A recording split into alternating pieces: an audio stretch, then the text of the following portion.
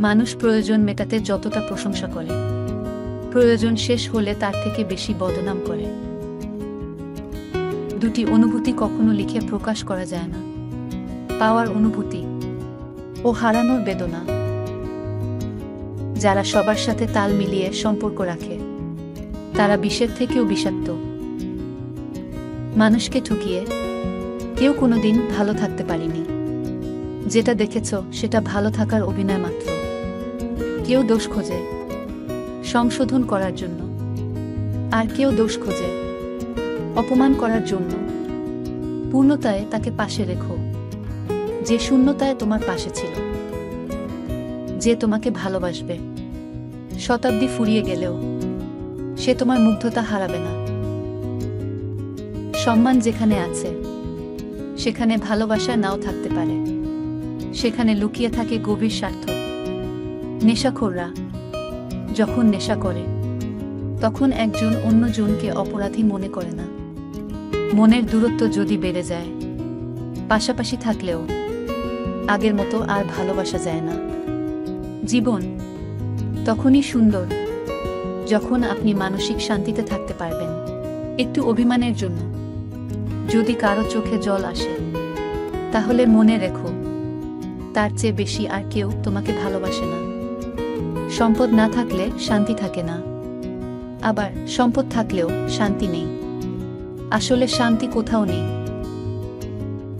কেউ যখন অবহেলা করতে শুরু করে তখন এক প্রকার বাহানা দেখায়, যার নাম ব্যস্ততা।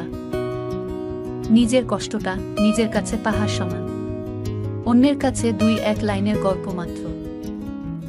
বিশ্বাস না ভাঙা পর্যন্ত পৃথিবীতে সবাইকে আপন বলে মনে হয়। সম্পর্কের শুরুতে মানুষ জীবন দিয়ে দিতে পারে, কিন্তু একটু পুরনো হলে সময়টাও আর দিতে পারে না। কিছু মানুষ আছে সমস্যায় ডুবে গেলেও মুখে দাম্ভিকতা ছাড়ে না। যে মানুষ সকল পরিস্থিতিতে মাথা ঠান্ডা রাখতে পারে সে সব পরিস্থিতিতে জয়ী হতে পারে।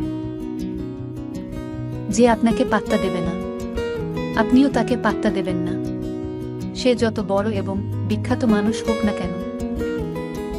দামি উপহার দিয়ে নয়, সময় ও গুরুত্ব দিলে এমনিতেই সম্পর্ক ঠিক হয়ে যায়। অতিরিক্ত আঘাত দিলে মানুষ কাঁদে না, রাস্তা বদলে ফেলে। জীবনে অল্প কিছু ভালো দিন পেতে অনেকগুলো খারাপ দিনের সাথে যুদ্ধ করতে হয়। সম্পর্ক যতই ঘনিষ্ঠ হোক, মানুষ যে কোনো সময় পরিবর্তন হতে পারে। প্রিয় জিনিস বেশি দিন থাকে না, হয় বদলে যায়, নয়তো হারিয়ে যায়, আর নয়তো অন্য কারো হয়ে যায়। ঠকানোর চেয়ে ঠকে যাওয়া ভালো। দীর্ঘশ্বাস ফেললেও কারো অভিশাপ বয়ে বেড়াতে হয় না।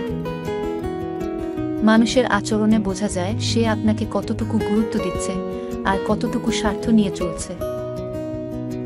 সৌন্দর্য মানুষের অন্তরে বাস করে। যার অন্তর যত সুন্দর, অন্যকে সে তত সুন্দর করে দেখতে পায়। কাউকে ভালোভাবে বুঝতে হলে এমন পরিস্থিতিতে ফেলুন যেন সে রেগে যায়, কারণ রাগের সময় মানুষের আসল রূপ সামনে চলে আসে। মুখে মুখে অনেকে ভালোবাসা দেখায়, কিন্তু ভিতরে ভিতরে সবাই নিজের স্বার্থের দিকে তাকায়।